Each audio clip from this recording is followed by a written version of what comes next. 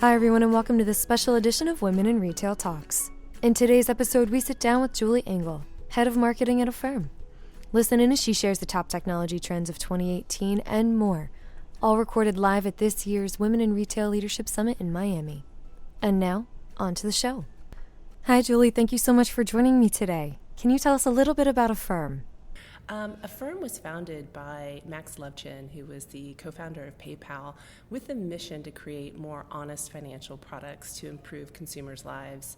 And our first mission really is to reinvent credit. And so what we offer is a retail point-of-sale product, financing product that allows consumers to pay for their purchase over 3, 6, 12-month installments. And this has been really impactful not only for consumers, but also for retailers, because when a retailer puts Affirm on their site and then they can start advertising the cost of, say, a mattress that might be $1,800 and make that affordable for a consumer to pay for that purchase $78 a month over a certain increment of time, it's really compelling. It really helps retailers drive higher AOV, better conversion, and at the end of the day, better loyalty, because what Affirm does not do is charge any of the late fees or interest fees that are very common with credit cards or other financial products. And so because of that, consumers really love using Affirm, and we have a great NPS score, 83 NPS score, which is extraordinarily high for a financial services company. And it's we create a lot of loyalty for retailers as well, because they like to come back and use the very mobile-friendly experience to buy more purchases again and again. Absolutely, and I know you're taking a lot of time to talk with clients and see the ups and downs within retail. What are some of the pain points that your clients are seeing right now? One of the things I love about Affirm is the ability to work with so many retailers at scale. We have about 1,500 retailers that we work with right now, and all of them have sort of unique challenges and pain points, but I think in general they tend to fall into either the categories of driving more consumer acquisition, or retention and loyalty. And so for customer acquisition, as I mentioned earlier, Affirm financing at the point of sale is really a powerful tool for many of our partners. It's a really trustworthy and clear way for retailers to offer their customers a more affordable way to pay for products. And I think what really works well is we have as low as messaging that appears on the retailers' websites. So again, let's say Casper is one of our merchants. You're shopping around for that mattress. Maybe you really can only afford the entry-level version, but you really want the high-end version.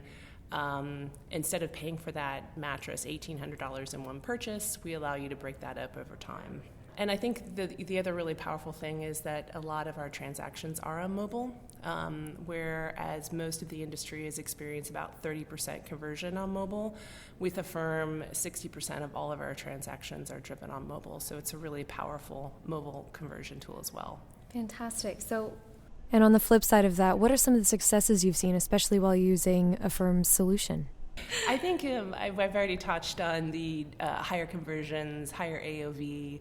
I think those are compelling value propositions, a lot of vendors will say. But beyond that, we're really helping retailers attract a younger millennial and mobile customer.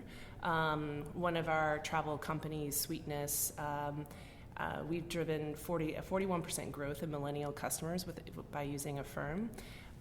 We're helping to reduce churn rates. We're also helping retailers understand their customer with better financial demographic data to improve their marketing profiles. Absolutely. And now, are there any types of retail technology trends that you're keeping an eye on in 2018 that have staying power versus just a fad?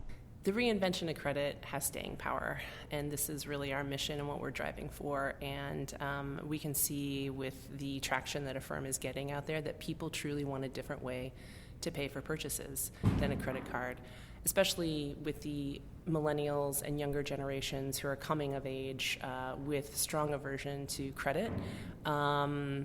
we think that this is going to stay, and you're going to see more and more providers actually coming into the space and doing what we're doing because it's working. Beyond that, we also see that there is great power in data for the retail industry, and through data, it will be able to deliver on the promise of more personalized shopping experiences and also bring to life this notion of the omni-channel experience as well. And at the end of the day, Affirm is really putting our bets on creating a trusted ecosystem.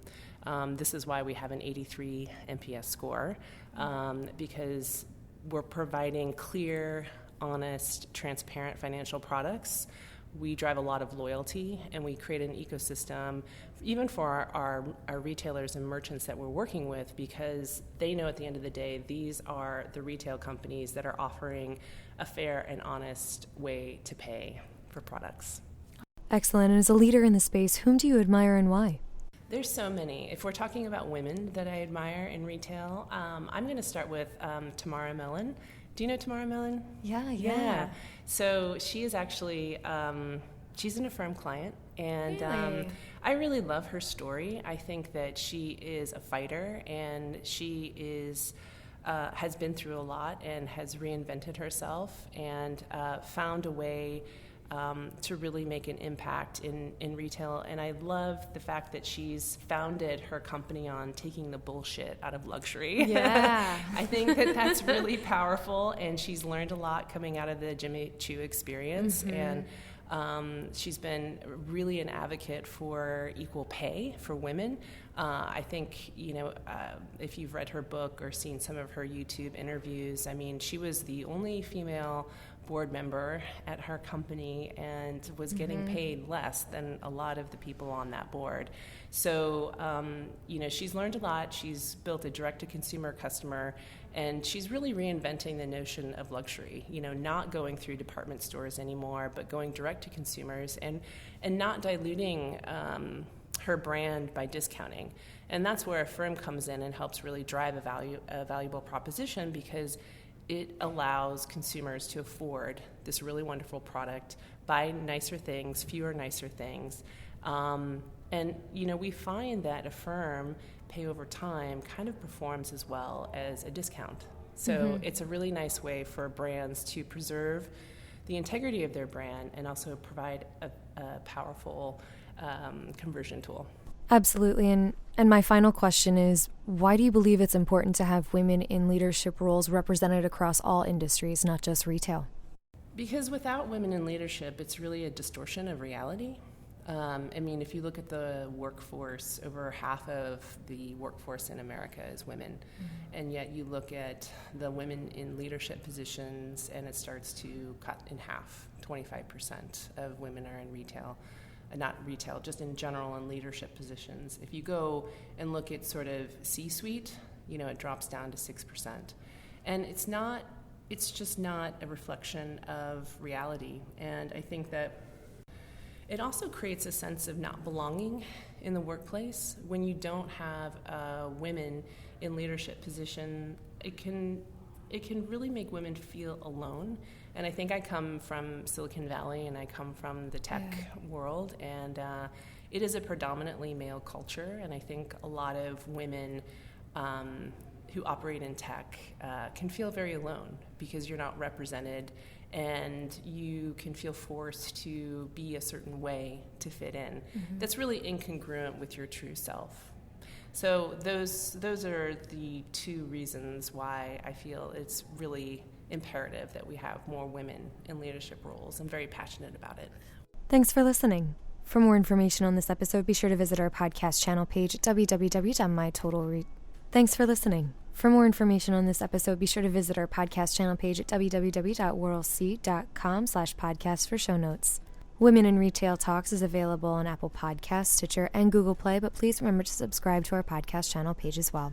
Thanks, and until next time, this has been Women in Retail Talks.